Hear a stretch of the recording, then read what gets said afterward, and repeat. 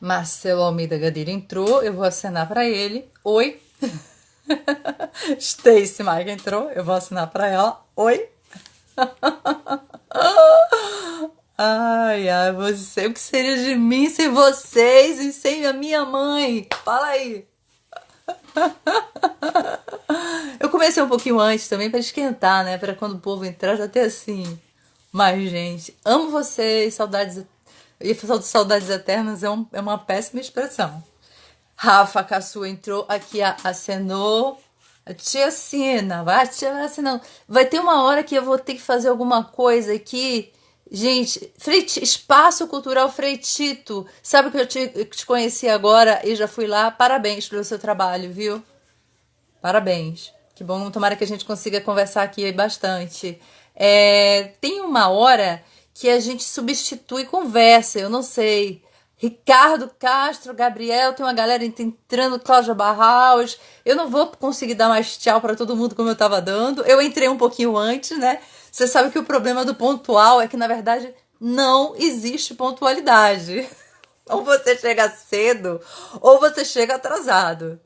Laura, um beijo, que coisa linda, obrigada. Cláudia, Doutori, olha um beijo para todos. Então eu vou aqui procurar. Deixa eu ver se aqui pontual é isso. Não existe pontualidade. Ou você chega cedo e espera, ou você chega atrasado. Não existe. Quem me explicou isso foram os alemães. Ingrid, vamos lá aqui. Tô esperando, né, para convidar. Vamos esperar um pouquinho a Márcia entrar. Quando ela aparecer aqui, tá uma galera, né, querendo entrar. Vamos ver aqui para baixo se a Márcia chega. Liliane tá aqui, coisa linda. Gabriel, Maria Helena, minha grande amiga. Gente, só amigos, só gente. Eu espero que seja uma conversa muito. Jéssica, um beijo. Tô esperando a galera, né? Chegar. Vocês viram que eu já disse, né? Não existe pontualidade. E aí tô esperando a Márcia. Oi, Márcia chegou. Vou convidar a Márcia. Vamos lá. Deixa eu só achar ela aqui para mandar o convite para ela. Fazer o convite a.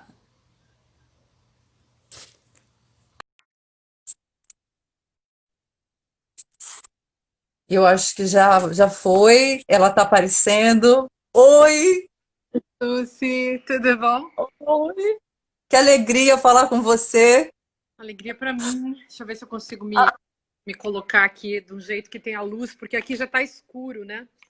E Imagino, hoje imagino, já imagino. tá escuro, mas em geral é super luminoso aqui. Espera aí que eu vou acender uma luz. Fica aí olhando pros meus. A gente vai conversando contigo, pode ir respondendo. Você estava Pode ir. numa live agora também, não estava? Lâmpada. Ver se eu Você consigo estava numa live que eu estava assistindo. Eu sabia que você estava numa live. 1 hora da tarde daqui. Você não É, estava? eu tava. Ah, tô sempre entre ficar aqui estudando, escrevendo, desenhando, né? Aí eu, às vezes, também. Só que tá incrivelmente sem luz, né? Enfim. Ah, peraí que eu sei. Vou acender mais uma. Desculpa. Faça-se a luz. É o tempo que a galera vai entrando, que a gente vai esquentando os tambores. E eu vou organizando aqui também minha papelada. Então, talvez melhore assim. Vamos ver. Agora, acho que vai. Não, agora ficou exagerado também. Gente, Ficou- a luz aqui tá muito ruim, tá tudo muito precário de luz. Não dá pra botar essa luz na Parece que tem cara da pessoa também. Não sei como um fazer. jeito, talvez você possa botar um pouquinho assim. Não? É uma coisa engraçada. Enfim, vamos Só tentar. não, não pode te incomodar também, né? Pra te incomodar na hora de conversar e tudo. Mas Colocar aqui fica mais super à perto. vontade. Assim vai dar para enxergar melhor. Então, Olha, eu tenho milhares de formas para começar, mas assim, em primeiro lugar, eu acho que eu quero, sei lá, te perguntar como é que você tá, como é que estão as coisas. Um dia desse eu estava falando com um amigo péssimas, meu, né? As coisas estão que- péssimas. Olhando para o péssimas. Brasil, ninguém consegue ficar numa boa, né? Acho que só os sádicos nesse momento estão se sentindo bem. Então, qualquer pessoa que tenha um mínimo senso de um bom senso, um senso de democracia, um senso do sentido da vida, está em estado de escândalo. Nós estamos todos vivendo assim um tremendo de um estupor, né? É o lugar também no qual nós fomos colocados, né, Júcia? Eu acho que é isso que está em jogo também. Nós fomos colocados nesse lugar do absurdo. O nosso assunto, aliás, é sobre isso, né? Eu escrevi esse texto sobre a tortura brasileira há dias atrás e para mim foi uma tentativa de explicar, para mim mesma, inclusive, em que lugar nós estamos. E é um insight assim, sobre a nossa história presente, à medida que nós temos hoje um presidente da República que é discípulo de um torturador. E que só não não foi um torturador porque era muito jovem na época da tortura no Brasil. Não estava, enfim, se fosse da idade daqueles homens torturadores, daquela geração, talvez fosse hoje ele mesmo um Ustra, que ele tanto adora, talvez fosse ele um Fleury, alguém assim dessa estirpe, e de outras figuras que nós podemos citar aqui para ilustrar essa discussão pesada que a gente vai ter. Eu vou aproveitar esse caminho que você abriu, né, para, na verdade, nos colocar no momento histórico, né, porque essa conversa que a gente está tendo sobre um autodepoimento de 40 anos atrás também está no momento histórico. Curiosamente, um momento histórico que nos coloca em similaridades dantescas. E é claro que eu queria começar perguntando assim, lá no início mesmo antes dessa era Bolsonaro que a gente está vivendo, o porquê do teu interesse, como é que começou o teu interesse sobre a tortura, com a tortura. Eu sou atriz, você é filósofa, eu acho que a gente não dispensa apresentações, mas daqui a pouco a gente vai falando sobre a gente, né? O tempo é curto. E eu acho que eu tenho um olhar muito específico sobre a tortura, não só porque eu fiz uma listagem imensa de peças que tratam sobre o tema e que eu não sei, né? Você sabe como é que a gente vai se preparando, 50 minutos de live acabou e aí a gente fica com aquele gosto de quero mais. Não dá nada. Pois é. Mas aí eu tenho essa curiosidade, assim, de onde é que veio esse teu interesse pela tortura? Então, Como é que começa isso? O meu interesse, digamos assim, muito concreto, vem... Enfim, tem toda a pré-história do meu interesse, que eu não vou contar agora, mas eu vou contar a história específica do meu interesse, que além de ser professora de filosofia, eu escrevo romances. E um romance que eu escrevi, que foi publicado em 2018, que se chama Sob os Pés, Meu Corpo Inteiro, traz uma personagem que é a Lúcia, cujo nome verdadeiro é Alice, que é uma mulher que foi torturada e ela sobrevive à tortura, vai embora do Brasil, volta para o Brasil, volta para São Paulo e volta para um Brasil que está muito diferente, que tem uma distopia, digamos, em cena. E ela, quando volta, ela começa a se deparar com essa história que para ela tinha sido muito apagada.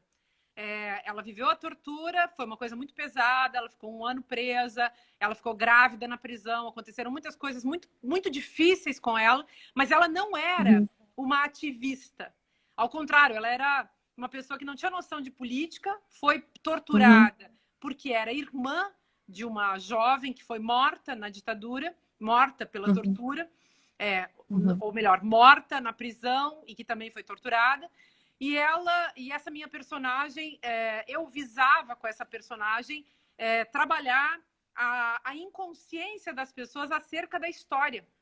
Então, o fato de que, e me parecia muito evidente, escancarava para mim a questão dessa tortura do sujeito que não tem nenhuma implicação política, essa tortura, ela demonstrava justamente essa condição de vítima da história de sujeitos que não têm a menor noção da própria história. E que eu acho que é bem vamos chamar assim, a metonímia dos brasileiros já há algum tempo no Brasil. E também porque eu acho há muito tempo, e esse detalhe faz parte, na verdade, da pré-história da minha busca mais de pesquisa, né? Eu sempre Uhum, achei, evidentemente, como todos nós que pensamos e raciocinamos nesse país, que a nossa história não foi elaborada. Então, não foi elaborada a nossa história com a tortura, com a ditadura militar, com a escravização, com a nossa colonização complexa e difícil e que continua se fazendo e se repetindo através dessa empreitada neoliberal que não acaba, né, de uhum, sacrificar os nossos corpos. E eu tenho, na minha pré-história, como estudante de filosofia, de artes também, sempre eu sempre tive um olhar para os corpos em sofrimento, porque uma característica da minha pessoa, e é uma coisa muito pessoal, é que eu sinto muito dó, sinto muita compaixão, fico muito tocada assim, pelo sofrimento alheio. E agora, nesse exato instante, eu estou trabalhando num projeto, voltei a trabalhar com artes, que era uma coisa que tinha ficado muito mesmo na minha arcaica pré-história, e eu fiz um projeto, Jusilene, que é um projeto de desenhar os 377 nomes dos 377 torturadores e seus apoiadores em camisas brancas, que são essas que vocês estão vendo ali atrás. Ali atrás, por exemplo, ali em cima, tem o Malhães, tem o Ustra, tem o Fleury, tem vários, tem alguns também que estão vivos, né?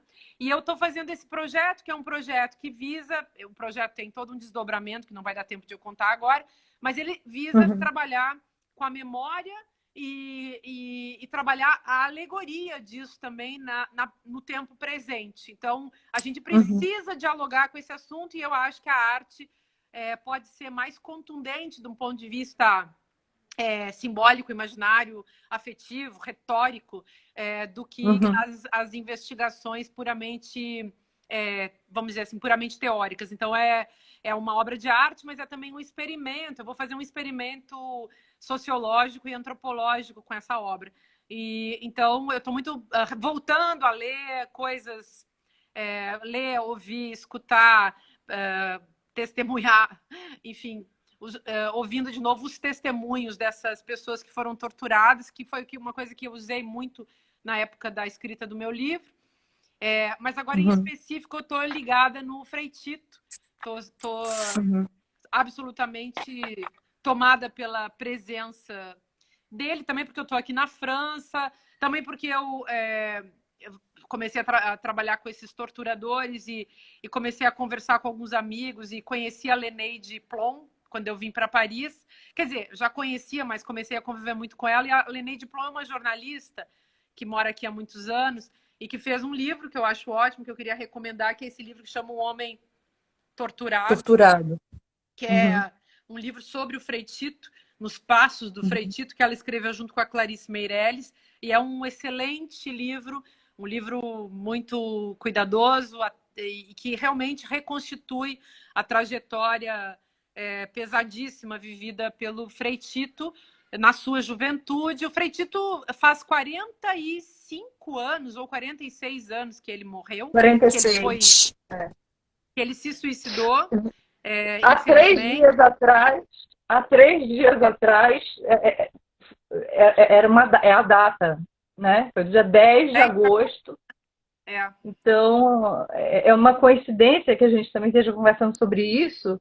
De certa forma, me marca muito no livro O Homem Torturado o relato do psicanalista dele, né? Falando como era aquele processo de tentativa de recuperação a uma normalidade que para ele já não era mais possível, porque o normal não era só mais para ele.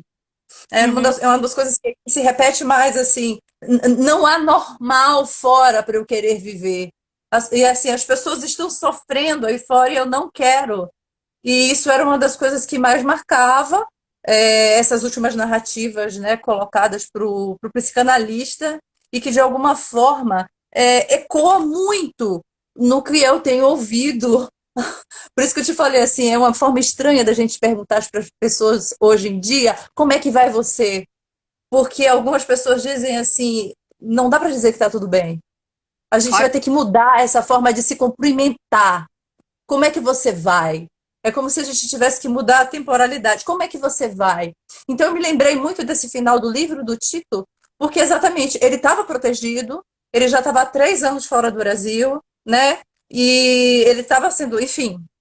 Mas essa questão de que era preciso. Eu até separei uma coisa aqui no próprio depoimento, e que depois, talvez agora seja mais interessante até falar para te perguntar. Não são duas coisas, na verdade, que me tocam muito e que tem muito a ver com o que a gente está fazendo aqui no Instituto Martim Gonçalves. O Brasil não elaborou memória alguma. O Brasil não elaborou nada.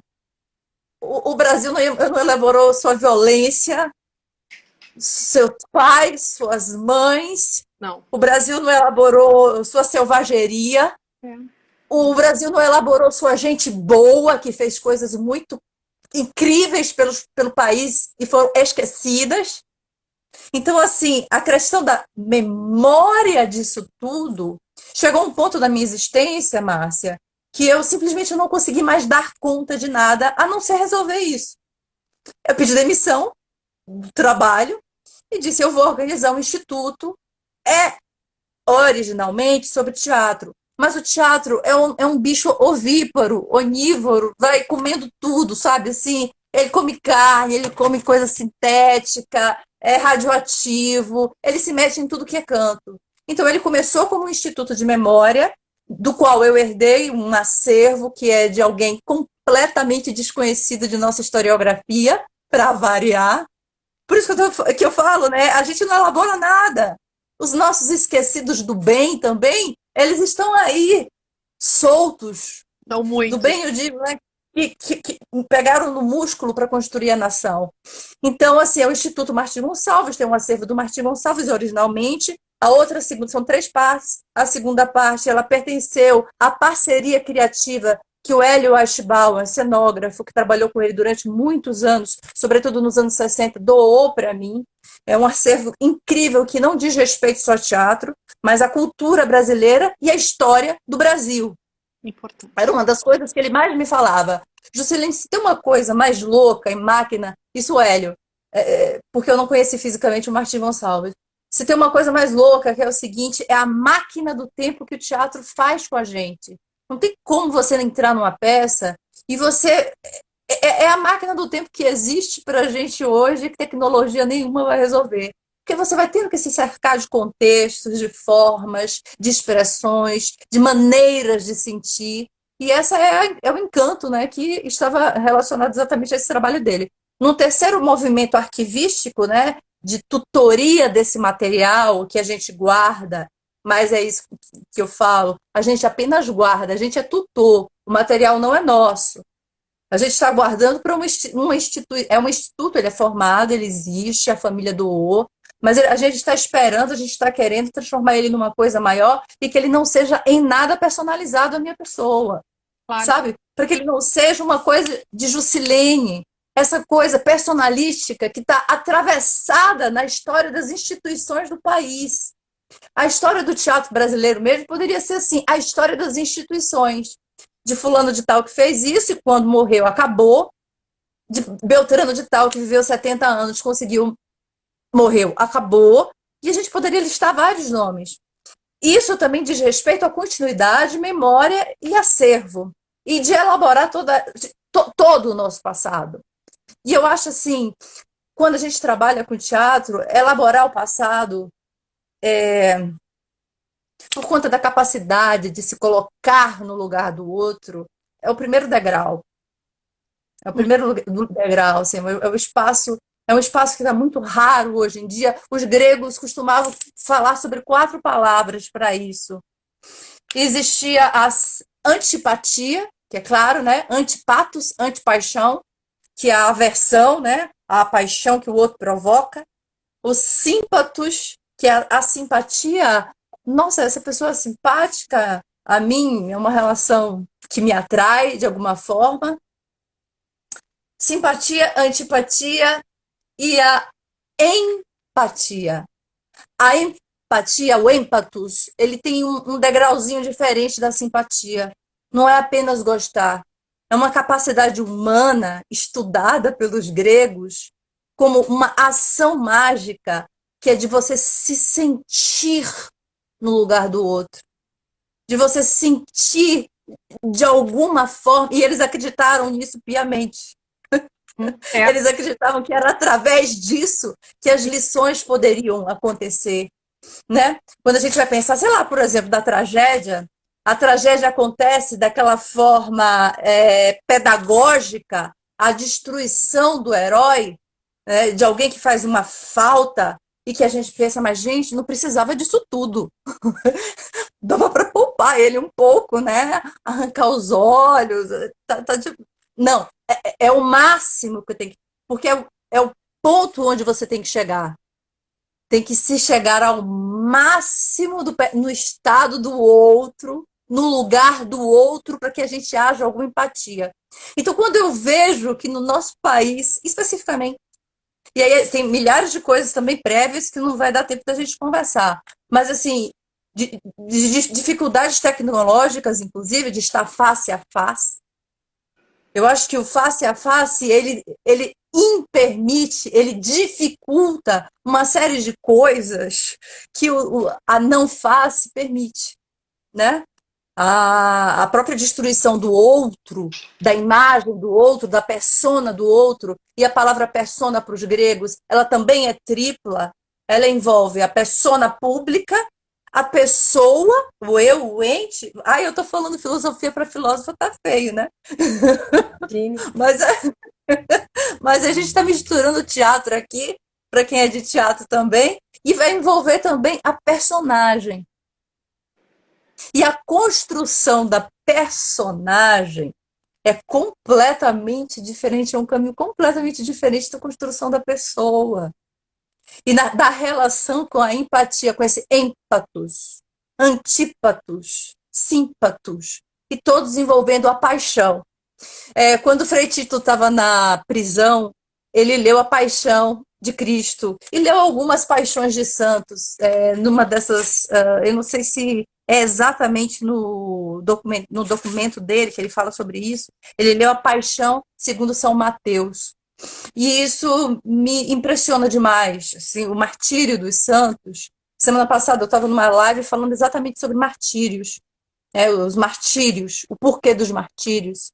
E dentro dessa coisa de falar sobre o próprio documento que ele deixa, que é escrito a posteriori à prisão, eu queria saber se você tem algo assim. Tem coisas que são assim ilegíveis para a gente falar, né? Para mim, de tão dolorosas. E nesse desenvolvimento empático que nós fazemos e nós tratamos, piores ainda. Mas há algo que te destaca em especial nesse depoimento? Assim, o que te mais chama a atenção no próprio documento? Pois é, Juscelene, eu acho que todo documento é muito complexo e muito pesado. Recomendo que as pessoas busquem ler. É possível encontrá-lo tanto nesse livro quanto na internet, né? É um documento pesado porque ele descreve, e ele descreveu várias vezes perante jornalistas, ele descreveu como funcionava a tortura. Uhum. E ele fala que a tortura, no final do documento, ele fala que a tortura é a única coisa democrática no Brasil, e ele nesse sentido ele coloca a tortura como uma questão, além de física, também como uma questão, digamos, metonímica da nossa cultura. Então, a tortura é para todos. A tortura é a única coisa democrática que há no Brasil. Esse é o ponto que eu considero do que pode ser palatável de se pensar e, ao mesmo tempo, que é muito profundo, porque a parte descritiva do documento é você lê e você, se você for uma pessoa sensível, a tendência é que você chore. Uhum, Estarrecedor uhum, e, ao mesmo tempo, uhum. tocar. Se você mostrar isso para outras pessoas e se as pessoas lerem em conjunto, acho que haverá uma comoção coletiva, porque realmente é assustador a gente pensar, né, como é que essas pessoas conseguiram, como ele, elaborar esse tipo de testemunho, de documento, de uma maneira Claro. organizada, de uma maneira Uhum. a deixar claro como funcionou. Ele foi Registrar. cometido na reflexão, no sentido de não ter poetizado, estetizado, nem se aprofundado muito em questões mais filosóficas ali. Então, ele deixou realmente um testemunho, um documento de barbárie, e é bom lembrar de Walter Benjamin, que diz que todo documento de cultura é um documento de barbárie, pois esse é um documento de cultura que é um documento de barbárie, e é um documento de barbárie na enésima potência. Então, isso deveria, acho que raramente é estudado nas escolas, porque é muito pesado, é muito difícil, mas é algo que deveria ser mais estudado, e acho que todos os estudiosos e professores e pedagogos que se envolvem com a história deveriam preparar os jovens e as crianças para conhecerem esse tipo de documento. É evidente também que há todo um tabu, afinal de contas, a ditadura militar acabou há quantos anos? 40, menos de 40 anos, 40. né? 85. Pois é. Vamos colocar 85 como a data da abertura política. Então, acabou em 85, eu tinha 15 anos naquela época, nunca tinha ouvido falar de tortura e nem de ditadura militar, porque no lugar onde eu vivia não se falava e nem se entendia dessa maneira. E para se descobrir isso, para se descobrir esses subterrâneos, essas catacumbas da história, nós precisamos fazer esforços de pesquisa ou contar com professores. Mas, além de tudo, teve a Comissão da Verdade, que conseguiu revelar muita coisa, que deixou o Brasil em estado de choque também, o Brasil que ainda não tinha tido contato com esses conteúdos. Foi um número expressivo, vamos dizer assim, foi toda uma geração de jovens progressistas que poderiam ter colaborado muito para a construção de um país democrático, que foi dizimada. Essa geração foi dizimada. Uma geração de jovens combativos que praticavam, vários deles, luta armada, defendiam luta armada naquela época. O que nós temos hoje, né, Juscelene? A luta armada do Estado e do neoliberalismo e do capitalismo armado contra a população pobre, a polícia, que é pobre, fazendo também o papel de capitão do mato, né? Fazendo o papel do capo do campo de concentração. Então, é importante que a gente traga isso para a memória, para a consciência, sobretudo, fechando, para não deixar muito longa essa fala, sobretudo porque, não é demais repetir, nós temos hoje um presidente da República que é fruto disso. E o Frei Tito era cristão, era um jovem idealista, era um jovem cheio de desejo de conhecimento, era alguém que desejava um mundo melhor. Ele foi próximo da questão da luta armada e dos guerrilheiros, mas ele depois rapidamente veio a criticar as estratégias por achar que essas estratégias não levariam muito longe nenhum dos seus participantes. Agora, sim, era uma guerra, era uma luta. E era uma guerra que estava sendo travada contra um pensamento democrático, que era o pensamento progressista, que precisa sempre ser marcado pela extrema-direita como sendo uma forma de agir, de pensar herege, uma forma de agir e de pensar criminosa, quando, na verdade, as pessoas estão apenas buscando uma sociedade justa para todos. Então, eu acho que o Frei Tito é uma figura muito emocionante, porque ele era muito jovem, porque ele fez em torno dessa questão, porque porque ele sofreu barbaramente, porque ele chegou a esse extremo de... Ele chegou a enlouquecer, podemos dizer assim. Ele teve um quadro mental de muito sofrimento psíquico.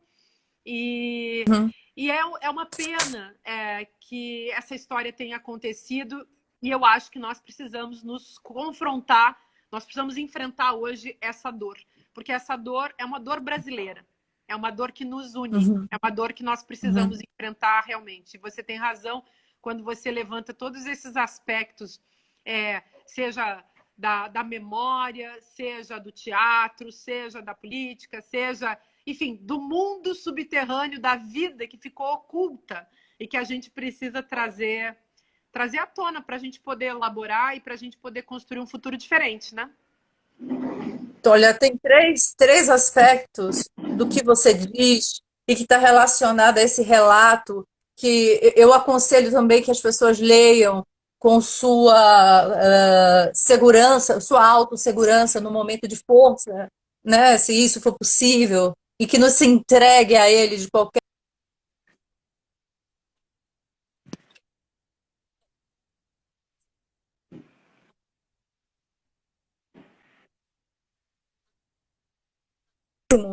do Henri Alleg, A Tortura. Ele faz em detalhes, eu fico realmente chocada com as questões de minutos e da capacidade que ele manteve de... Bom, ele era argelino, estava no meio da guerra da Argélia contra os franceses, era diretor de um jornal contra os franceses e ele é preso. Ele fica encarcerado num centro que era considerado, assim, tinham dois centros, um bom, que era dos civis, etc. e tal, e o outro que era o centro dos paraquedistas. Então, ele foi para os paraquedistas. Então, a tortura, aí eu vou comparar um pouco isso com o próprio relato, que é menor do título, né, são 4 páginas, e que me chamam muito a atenção. A tortura, ela tem estratégia, ela tem procedimento, ela tem regra. E a tortura, ela tem repetição. Olha, uma das coisas que mais me chamavam a atenção no próprio roteiro de Tito, no autodepoimento que ele faz, assim, de cotidiano, era... Eles voltavam e aí eu comecei a marcar as mesmas perguntas, isso aqui várias vezes, as mesmas perguntas. E aí eles repetiram. E eles voltaram às mesmas perguntas. E aí eles repetiram. Isso está várias vezes no mesmo texto. A repetição... ela é um modus operandi dessa estratégia de construção do que é uma tortura, de não acreditar no que o outro diz, e menos ainda, independentemente, foi o que ele falou em determinado momento, o que o Henri Alleg disse era: eles não queriam saber a minha opinião, eles queriam que eu entregasse alguém. E isso era mais sufocante, porque eles sabiam que eu não sabia nada. Então, estar nesse lugar de opressão, de repetição, para ter que colocar toda uma sociedade num xadrez onde não há fuga, ela já está perdida, na minha opinião.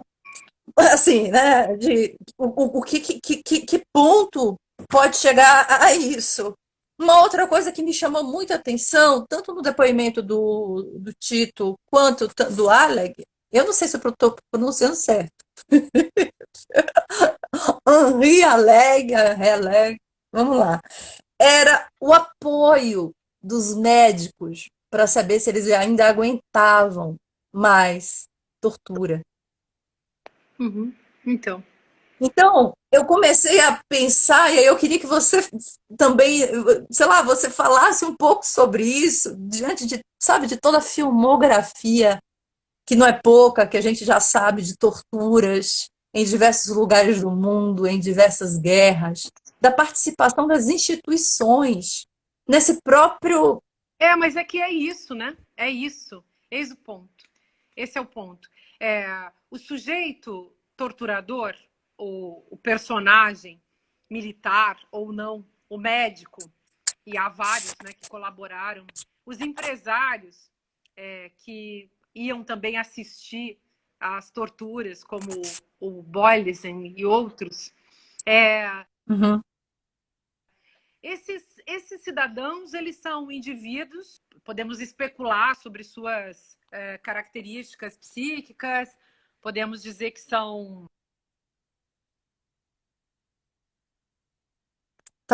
Falhou um pouquinho, mas características psíquicas, a gente pode pensar que são agentes do mal banal, da banalização do mal, que são, enfim, o funcionário, é o Eichmann, da Hannah Arendt, né? Então, esse cidadão que, em graus menos afeito como indivíduo à prática desse tipo de trabalho. Agora, é claro que é uma tecnologia política, é claro que isso foi criado pelas instituições. A tortura faz parte da história da igreja, por exemplo, e faz parte da história dos estados.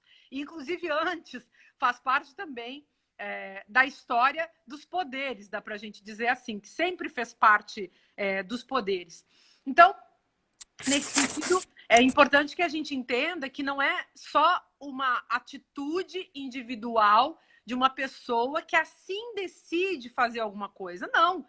O DOI-CODE, ele era organizado, ele tinha chefes. Esses grandes nomes da tortura brasileira, Ustra, Fleury, foram chefes de grupos que eram grupos organizados justamente e pagos para ter esse tipo para praticar esse tipo de trabalho, era o serviço dessas pessoas. Então, inclusive para muitos desses cidadãos, desses ex-cidadãos, dá para dizer, né, desses torturadores, eles não estavam fazendo mais do que a sua obrigação.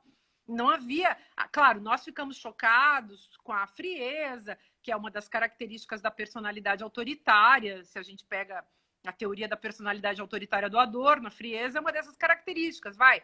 Mas é um fato que essas pessoas só podiam agir, elas poderiam ser frias no seu dia a dia, mas ali elas estavam usando a frieza como também parte do seu métier, da tecnologia que elas deveriam aplicar. Houve treinamentos em vários países. A França foi assim um país que desenvolveu técnicas importantes de tortura, os Estados Unidos também. Os Estados Unidos teve uma vasta pesquisa de lavagem cerebral, que é uma técnica de tortura, e que é aplicada, que pode ser aplicada no laboratório, pode ser aplicada numa prisão, que foi aplicada no Brasil, que era muitas vezes esse o desejo, ou melhor, o projeto, né, o objetivo a ser alcançado, mas no Brasil também muitas vezes se perdia a mão, porque era uma coisa que era feita, por isso se chamavam os médicos, porque muitas vezes era mal feita.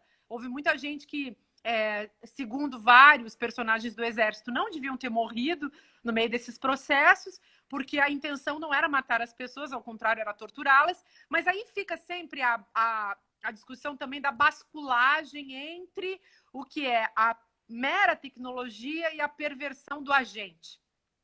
Você que é das artes, você deve conhecer, e as pessoas que estão nos assistindo também, um texto super importante de Kafka chamado Na Colônia Penal. É um texto fundamental.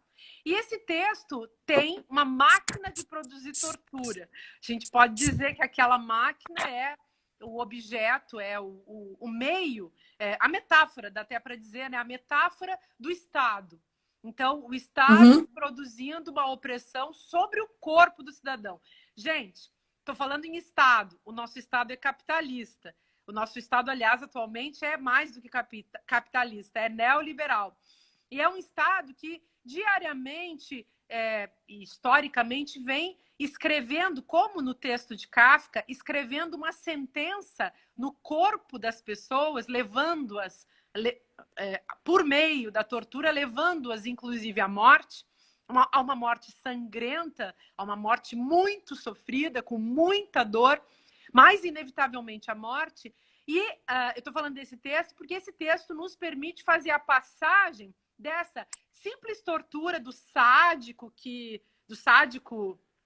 do texto do Marquês de Sade, que você conhece tão bem, para uma tortura como metodologia e tecnologia política. Ou seja, quando o Bolsonaro esse é o ponto, para mim, mais fundamental. Quando o Bolsonaro diariamente faz as suas grosserias, os seus ataques, o seu desdém, o seu deboche, as suas grosserias mil, isso com o conteúdo que ele veicula, porque ele não está mais fazendo como ele fazia antigamente, de ser o bobo da corte, ser um bobalhão lá qualquer, hoje, nem ser um retardado, um burro, idiota, como ele parecia, hoje em dia ele parece, ele age de uma maneira muito mais organizada, amparada pelo Estado, e ele saiu daquele nível do bufão para um nível de fascismo, de cinismo exacerbado, de fascismo puro. E essa prática do Bolsonaro mental a gente pode comparar para que as pessoas entendam com aquilo que a gente conhece como sendo gaslight. O gaslight, ou gaslighting, é justamente uma atitude reconhecida, tem um filme sobre isso, esse nome vem, aliás, de um filme, no qual se trabalha justamente essa produção do enlouquecimento do outro, do esvaziamento da cabeça do outro, de fazer com que o outro fique se sentindo completamente louco. Bolsonaro é um especialista nisso, mas confuso com sua própria experiência. Exatamente. Né? Então, as mulheres conhecem muito isso, historicamente. Há uma produção do enlouquecimento feminino e um uso por parte dos machistas no patriarcado desse tipo de estratégia, mas Bolsonaro faz isso com o Brasil todo. E quando ele diz, em 17 de abril de 2016, na votação do impeachment, quando ele era um mero deputado, quando ele diz, defende Ustra, fala que Ustra, porque não é só defender Ustra, ele defendeu Ustra e ali ele praticou uma tortura nacional, usando Dilma Rousseff de isca. Ele disse, Ustra, Carlos Alberto Brilhante Ustra, o pavor de Dilma Rousseff. Quando ele coloca essa frase em cena, ele coloca o Brasil inteiro numa posição de ameaça. Ele diz, olha do que eu sou capaz. Isso faz parte da estética, digamos, da violência, a violência ostentatória, né, decorativa do Bolsonaro. E naquele momento ele vai mais longe. Naquele momento ele constrói um tipo de discurso de ódio, que é ao mesmo tempo uma apologia de um torturador, ao mesmo tempo há uma ameaça velada, há uma vontade de produzir pavor em Dilma, mas é também como nos filmes de terror. No filme de terror, você que entende narrativa, você sabe que um personagem fará terror no outro, um discurso, uma cena produzirá a sensação de terror não só no outro personagem, mas naquele que está assistindo. E naquele momento, nós estávamos assistindo a essa catástrofe, a essa farsa, porque, afinal de contas, do ponto de vista cênico, também é uma farsa, né, Jussi? É disso que a gente está falando, de farsa no sentido em que Marx dizia que já não estávamos mais diante de uma tragédia. Estamos diante de uma farsa, de uma peça menor, de uma peça que, aliás, para falar de teatro, é a peça do Ubu Rei, a do Alfred Jarry. É evidente, né? Essa peça que a gente está encenando no Brasil agora. Um sujeito grosseiro, absurdo, grotesco, vil, que só quer se dar bem com o poder, matar todo mundo e ficar dando risada. É essa situação na qual nos encontramos. Márcia, só porque eu quero dialogar exatamente com o que você está falando, porque me toca profundamente, o pacto que a nossa sociedade também fez com esse tipo de personagem. Entende? Isso me preocupa. Os números que deram hoje sobre a ascensão da aceitação dele, apesar de tudo. Essa semana mesmo eu estava falando para... Sei lá, eu falo para todo mundo, né? A gente já nem sabe o que a gente está falando. É a mesma coisa que a gente está falando. Mas, gente, cadê o fundo do poço? Virou uma queda livre. Não tem fundo. A gente não vai se esborrachar. Porque, para mim, enquanto um ser consciente, um ser histórico, um ser que tenta elaborar a memória da história do seu país, mais do que isso, que guarda de forma completamente enlouquecida 35 mil documentos que deveriam estar numa instituição, que deveriam estar guardados, preservados, higienizados, e que estão comigo, Márcia, porque iam para o lixo. Não pensa que é porque eles iriam para o lixo. Então, assim, eu não sou salvadora, eu não sou Mulher Maravilha, eu estava entre o lixo e a destruição por falta de espaço para colocar. E isso não está acontecendo só com esse acervo, não. São com muitos acervos do nosso país. Então, quando eu vejo isso, quando eu vejo com que, sim, claro, aconteceu com o Museu Nacional, que é a nossa memória mais antiga, digamos assim, pô, é 500 anos, cara, é nossa certidão, né? Vamos pensar direito.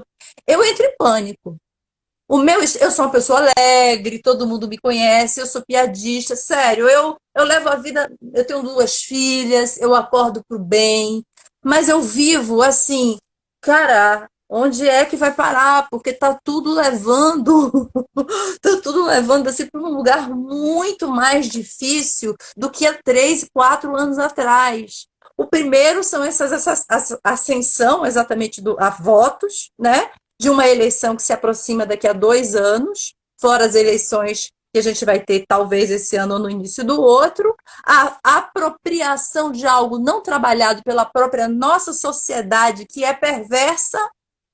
A nossa sociedade ela é perversa, ela aceita a dor do outro, ela acha que a dor do outro, e essa noção do outro também. E aí, só porque a gente estava falando sobre trechos, eu queria ler, é minúsculo, eu queria ler o trecho de uma peça que se chama Milagre na Cela, que é sobre esse Frei Tito, que foi escrito pelo Jorge Andrade.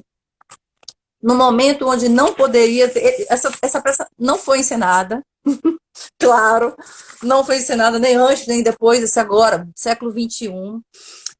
Mas fala, e aí por isso que eu quero trazer para aquele ponto que a gente estava falando do gaslighting, do fato de você esquecer exatamente o que é, por que você está guardando a memória, por que você está recortando, para que você está guardando o jornal, como é que você está fazendo aqui como eu fiz na minha casa, por que eu fiz a minha casa no instituto, joguei as minhas coisas fora para guardar. Daniel, o torturador. Eu acho muito estranho que no escritório de educação pública tenha esse tipo de material aí que a senhora guarda. Aí ela responde, Joana, ler jornal, meu senhor, é uma obrigação de todo cidadão. A gente não é só porque é educador. Ler jornal é um ato diário. Mais ainda dos educadores, como eu. Ele fala, minha querida, ninguém lê jornal. E muito menos recorta jornal, como a senhora está fazendo. Aí ela vai responder, eu estou recortando o jornal, é porque são alguns trechos que interessam ao trabalho que a gente está desenvolvendo dos alunos. A gente faz recorte de jornal sobre temas. Aí ele começa a folhear os temas. E aí Daniel pergunta, por eles podemos calcular que tipo de trabalho a senhora desenvolve aqui nessa escola? Aí ela responde, ela pergunta, mas por quê? São as pilhas dos jornais, a gente está trabalhando com isso há muito tempo. Aí ele abre um recorte de jornal e fala, aqui, favela, periferia, problemas com a saúde pública, problemas com desemprego, injustiça social e por aí afora. É só isso mesmo que tinha no jornal? Né? Ele pergunta e é o trechinho que eu queria ler. É só isso mesmo que o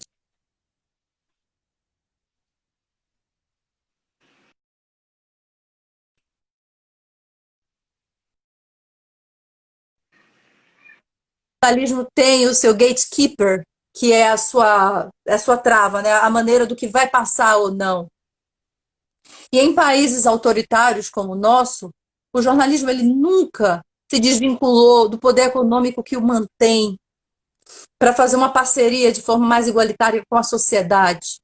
Né? O jornalismo ele sempre foi refém do poder econômico no sentido das empresas que o mantém. Então, é toda uma estrutura que não gosto de me desesperar, imagina, tenho a maior fé em Tespes, Dionísios me ampara o tempo inteiro. Tespes e Dionísios, todos aqui é Tespes. Então, assim, tenho muita fé, tenho duas filhas para criar, quero o melhor para não só nós, nossa família, mas para todos os nossos amigos, que sejamos amigos. Eu estou nesse movimento de dizer o que é que nos aguarda, o que é que nos aguarda. E de também entender por essa lista de peças que foram vetadas. Eu fiz uma lista de peças enorme, Márcia. Eu sou meio doida, viu? Eu estava até brincando aqui antes, eu disse assim, gente, Olha, estava me preparando para uma tese. deixa eu falar uma coisa para você.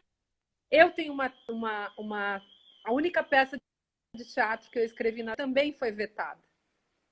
Foi vetada? Você, Foi. Agora, porque em 2017 eu escrevi uma peça chamada Um Fascista no Divã, que era sobre a ascensão de um deputado que se transformava em presidente da República e que tinha ido por uma coisa complexa parar num consultório de uma psicanalista. As instituições não queriam fazer. 18, a mídia ninja aceitou fazer, porque a mídia ninja é pura coragem, então a gente fez uma transmissão da peça com uma leitura da super Zélia Duncan e do Paulo Betti, que foram os atores que também tiveram coragem de fazer isso naquele momento. Todo mundo morrendo de medo de Bolsonaro, gente. Todo mundo. E 2017, eu fiz o Como Conversar com um Fascista em 2015. Eu já sabia. Enfim, eu tô com um complexo de Cassandra também, Jússi, com essas coisas, sabe? Porque a gente fala, uhum. a gente explica, né? Onde é que nós vamos chegar? Você perguntou isso? Todos nós sabemos onde nós vamos chegar. Há muito mais destruição. Já estamos chegando. O nível de destruição no qual o Brasil chegou até agora era inimaginável em tempos democráticos. Inimaginável. A ideia Inimaginável. de que haveria progresso no Brasil, de que a gente avançaria. Progresso social, progresso científico, progresso cultural, enfim, uma noção de progresso aí democrático, né? E aí que a gente avançaria, que a gente se transformaria num país cada vez melhor, porque essa era a promessa que estava embutida no projeto, enfim, da democracia brasileira. Então, Uhum. é muito triste ver o que está acontecendo, mas é bom que as pessoas se preparem, porque temos que lutar muito, porque se não lutarmos muito, vai ser pior ainda do que já está sendo.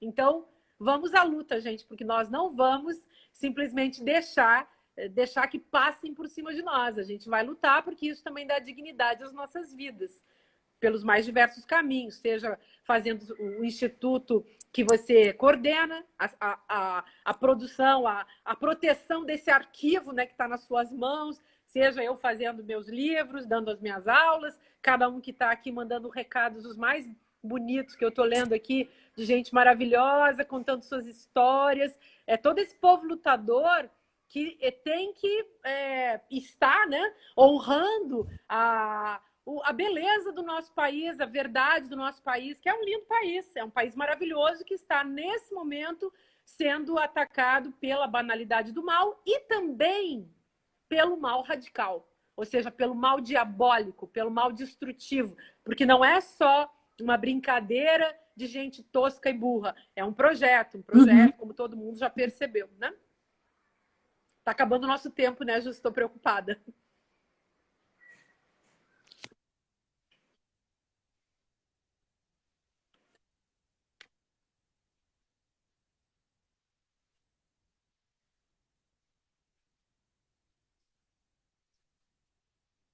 Essas mensagens, tem um monte de fã teu aqui que é meu amigo, tá? E eu precisava falar, são seus fãs estavam aqui nessa live.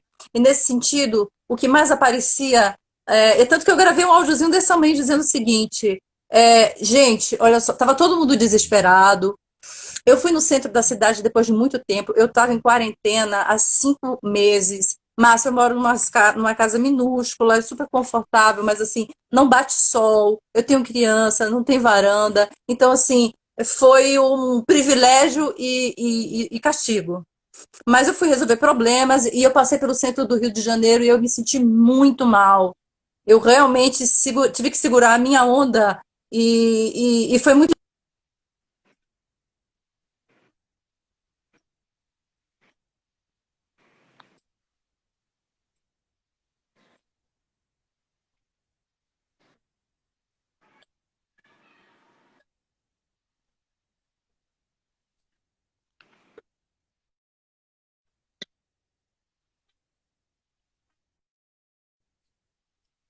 é só um aviso para dizer que acabou, né? Que está acabando, talvez. A gente deixa a conversa para outros muitos momentos. Eu queria te agradecer demais pela conversa, por esse espaço de esperança, porque o que eu queria dizer era exatamente isso, que a gente tem que manter a rede. A gente precisa manter a rede viva, porque uma hora uma mão vai fraquejar, mas a outra ela tem que estar forte, né? E eu falava, era isso que eu falava assim, procura a tua turma. Sai da turma que te faz mal, pelo amor de Deus, procura a tua turma. E se nem todo mundo está tendo essa consciência histórica e blá, blá, blá, blá, blá, existe alguma outra consciência que está batendo dentro, sabe? E essa consciência ela também pode ser despertada. Então, procura a tua turma, guarda a documentação e vamos levar esse futuro que não pode ser agora e que vai ser adiante. Então, Márcia, muito obrigada, viu? Foi um Obrigada prazer a você, imenso obrigada falar com trabalho você. e seguimos juntas, porque é assim que a gente tem que seguir com força, com coragem e produzindo esse espaço de discussão na esfera pública, porque é isso também que pode nos ajudar a melhorar o nosso país nesse momento. É preciso pensar, refletir, perguntar. Então, muito obrigada mesmo. Obrigada a Todos, você, aliás. muita saúde, muito descanso. Tchau, prazer, um beijo a todos que Beijo, assistiram a gente. beijo. Obrigada. Obrigada.